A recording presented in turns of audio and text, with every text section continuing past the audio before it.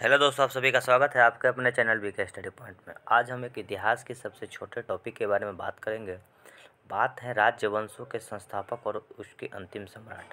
इससे हमेशा एक ना एक प्रश्न पूछे जाते हैं किसी न किसी एग्जाम में। तो आइए समझते हैं इतिहास की कुछ वंश है और उनके कुछ संस्थापक। प्रथम संस्थापक बोले तो और अंतिम जो संस्थापक है इसका नाम याद रखना महत्वपूर्ण हो जाता है।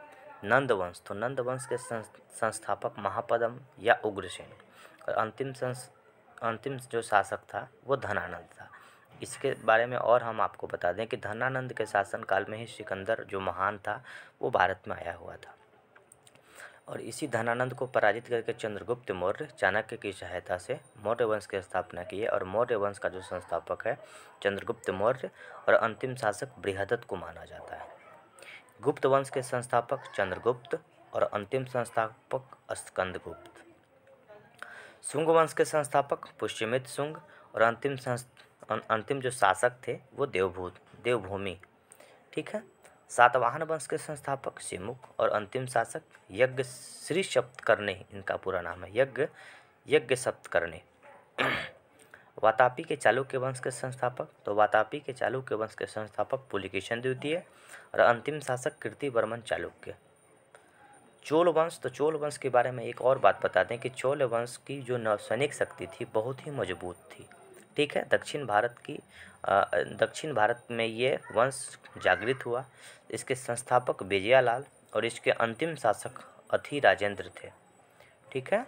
राष्ट्रकूट वंश के संस्थापक तो दंती दुर्ग और इनके अंतिम शासक इंद्र चतुर्थ।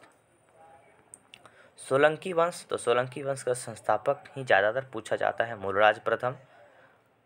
गुलाम वंश के संस्थापक, ये सब दिल्ली सल्तनत वाली पीरियड आ गई। गुलाम वंश के संस्थापक कुतुबुद्दीन ऐबक और जो अंतिम शासक था कैकावाद, जो मयूजीदुन कैकावाद।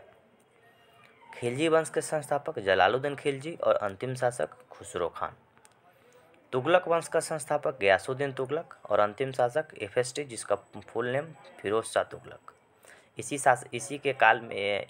इसी वंश का मोहम्मद बिन तुगलक भी हुआ करता था।